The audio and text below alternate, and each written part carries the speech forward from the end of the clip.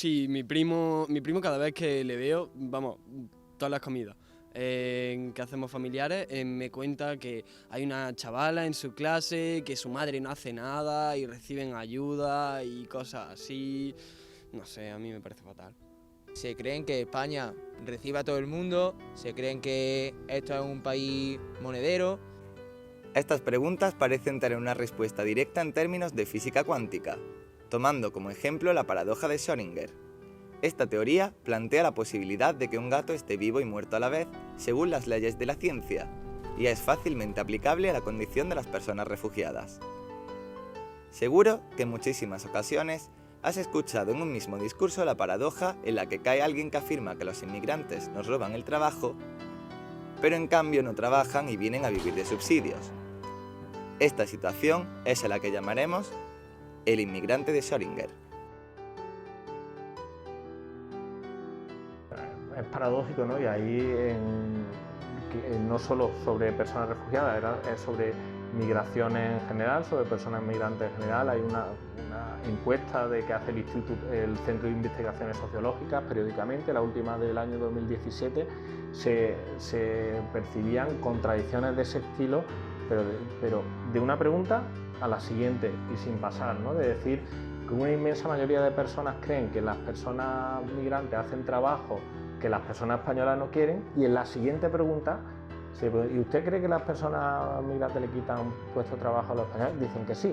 El tema de los bulos o el tema de los rumores es, digamos, la herramienta que ha encontrado muchas veces incluso la política para fomentar sus ideas reaccionarias. Hoy van contra la persona inmigrante, mañana van contra aquel vecino o vecina que no tiene para comer. Y también pues empezamos a difundir bulos sobre el vecino que no tiene para comer, diciendo por ejemplo que este vecino es el causante de todos los males de un bloque de vivienda de unos vecinos. Es decir, hoy van contra la persona inmigrante, mañana van contra otro colectivo y no sabemos dónde va a acabar. Tenemos que empezar a hablar. A hablar. Hablar no significa que tenemos que tener las mismas opiniones. Hablar es que tenemos que escucharnos y ver cuál es el camino que queremos desde este momento. Porque a mí se me ha engañado toda mi vida y a ti también. Ahora tú y yo tenemos que sentar. Yo te tengo que contar y tú me tienes que contar aquí y ver cómo hacer para ese cambio que tanto necesitamos. Yo pienso que ahí está la clave. Por eso, cuando se habla, por ejemplo, de la persona, se habla a veces de la mafia. Cierto que hay mafia, pero yo pienso que la mafia somos todos. La primera mafia es mi gobierno y tu gobierno también. Ahí va, son ellos la primera mafia. ¿Por qué? Porque si ellos se sentaban realmente para hablar, yo no estaré arriesgando mi vida en el mar. Muchos niños no estarán muriendo. Una persona refugiada es una persona que se encuentra fuera de su país, de donde su país original, por diferentes motivos. Es una persona que tiene que salir de su país de origen, o una persona que no tiene nacionalidad y tiene que salir del país de donde residía porque tiene temor fundado, como dice la Convención de Ginebra, de que va a sufrir sus derechos fundamentales un daño grave por una serie de motivos que establece la Convención. Y una persona solicitante de refugiada es una persona que está esperando de la solicitud de protección internacional de país que él está. Ese proceso es un proceso largo, duro, sacrificado, un proceso, digamos, que deja huella siempre en esta persona. Largo, complejo y con, por ejemplo, en España con muy poca probabilidad de éxito. Cuando llegas a España, lo puedes hacer en puestos fronterizos. Si llegas directamente a España, lo puedes hacer directamente en la oficina de atención al refugiado. Si llegas por frontera, en los puentes fronterizos, como te había dicho anteriormente, y en la oficina de extranjería o los CIE, Centros de Internamiento de Extranjeros. te presentas. Por lo general, no trata de que sea al momento de llegar a España lo más pronto posible. Hay ciertos plazos, pero se habla de 30 días aproximadamente. Se sugiere que lo hagas en un tiempo prudente. Personalmente, me presenté conforme llegué aquí a España. Yo lo hice en una comisaría de policía. El procedimiento es relativamente fácil. Te presentas, haces la solicitud, sencillamente llenas un formato, entregas unas fotos y esperas que el policía te entregue el documento, como le conocemos nosotros, la carta blanca, que es el documento que va a durar aproximadamente 6 meses, que es lo que tienes que esperar para la entrevista. El día de la entrevista te presentas puntualmente, llevas tus documentos que creas convenientes, dices lo que te pasó, tienes que ser muy sincero, decir lo que te pasó, sencillamente, no es más. Ese día te dan un documento que se llama NIE, ya con ese documento esperas aproximadamente un mes hasta que pase a trámite. Como le ha pasado a mucha gente, si no pasa trámite, en pocas palabras te quedas indocumentado. Ya afortunadamente, si sigue el proceso, esperas los 5 meses más para que ya accedas a tu tarjeta roja, la que le conocemos como tarjeta roja, para un permiso de trabajo. A los 6 meses pues se le da el derecho también a trabajar, y si esa persona que está esperando esa resolución, que no se sabe todavía que se va a ser favorable o desfavorable, tiene que permanecer en España con una autorización de trabajo después de 6 meses, que pueda también trabajar en igualdad de condiciones, en igualdad de obligaciones y de derechos como el resto de los trabajadores aquí en España. No es por nacer en España que pensamos que España es territorio mío. No es tu territorio, porque ese mundo no es de nadie, es de todo. Es que no se puede hablar lo de aquí. ¿Los de aquí quiénes son?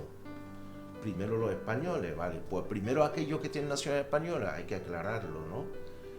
Cierto que la ley da privilegio a aquellos que tienen nacionalidad española. De hecho, por ejemplo, el sufragio activo o pasivo se le da solo a aquellas personas que tienen nacionalidad española. Ahora, primero lo de aquí, ¿en qué sentido? De que, por ejemplo, tenemos que obviar que existe, que convive con nosotros, que hace país con nosotros unas personas que llamamos inmigrantes, que trabajan el país con nosotros, que soy yo uno de ellos, que nos levantamos todo el día, madrugamos para trabajar y construir este país, y tenemos familia en este país, y tenemos hijos que van también al sistema educativo en este país. Somos los otros. Que se especifiquen quiénes son los primeros. El nosotros identitario se construye frente a alguien. No tiene sentido para afirmarnos tenemos que afirmarnos frente a alguien. Si creáramos una identidad mundial, casi que no tendría sentido, no tendría muchos adeptos, ¿no? Porque, ¿ante quién? Ante los marcianos, ¿no? O sea, el yo, el afirmarnos el nosotros necesita un vosotros, e incluso peor aún necesita un ellos, porque el vosotros te considera interlocutor.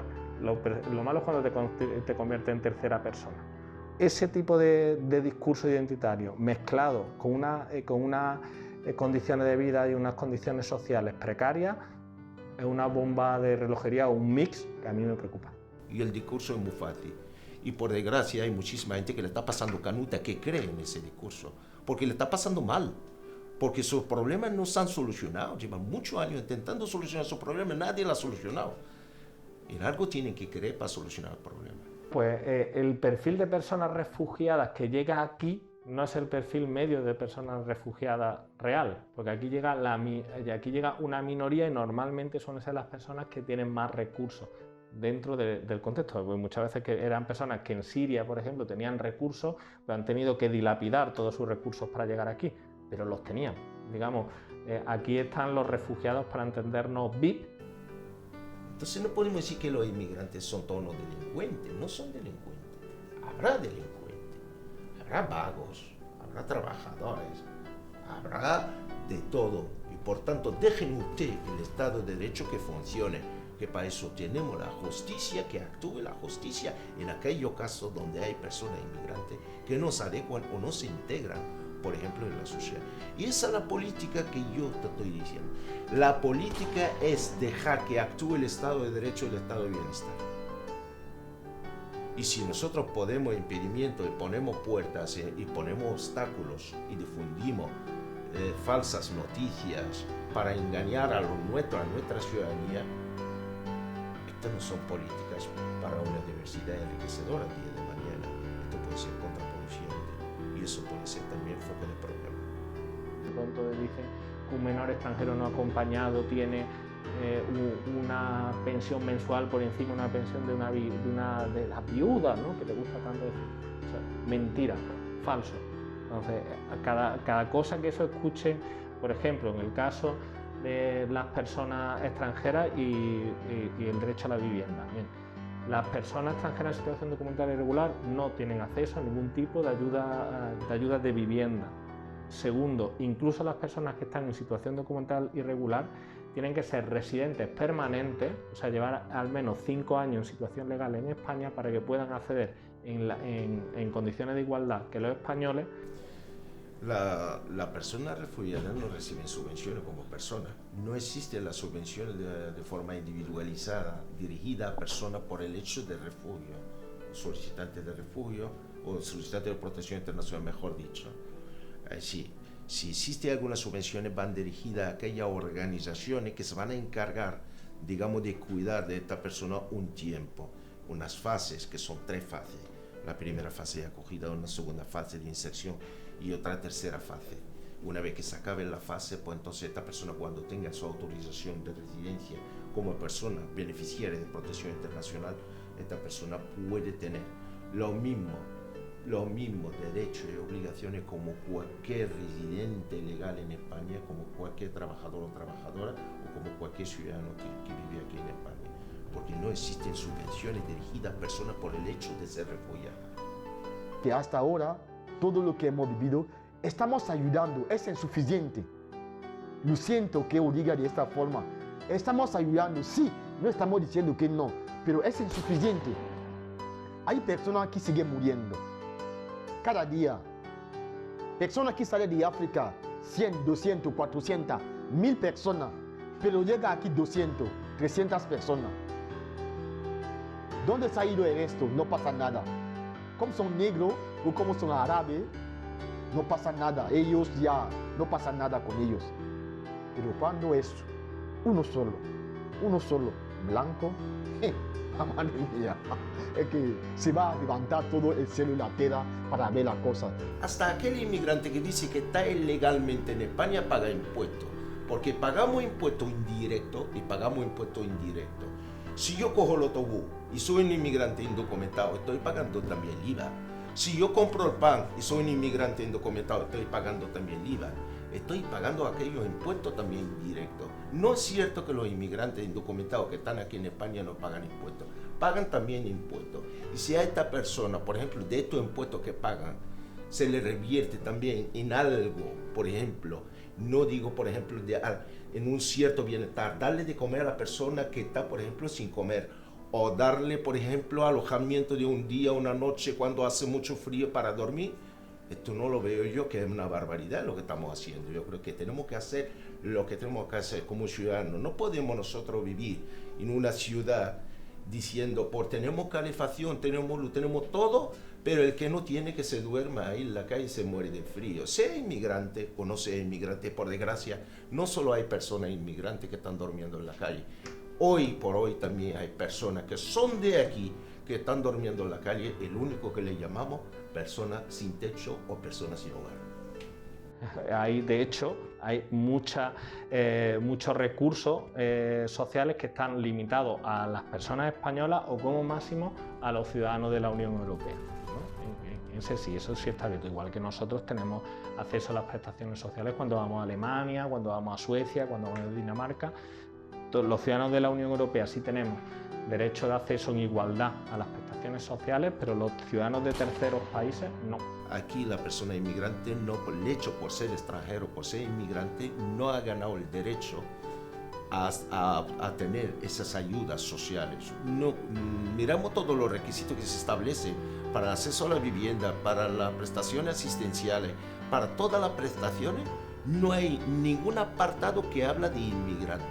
Lo que a la final todos queremos, un fin de podernos legalizar aquí en España, poder contar con nuestros documentos y hacerlo de una manera de que, para romper el hito de que nosotros aquí como refugiados o como solicitantes de protección internacional no vamos a venir aquí a quitar puestos de trabajo, no vamos a recibir ayudas por el resto de nuestras vidas, porque como se los puedo decir, en el momento de no aceptación de nuestra solicitud, la ayuda se termina, eso se acaba y nosotros quedamos indocumentados. Quedamos, como se dice vulgarmente, en la calle. Entonces no crean eso, de que aquí venimos como a sumar, como el montón, a quitar espacio. No, así no es.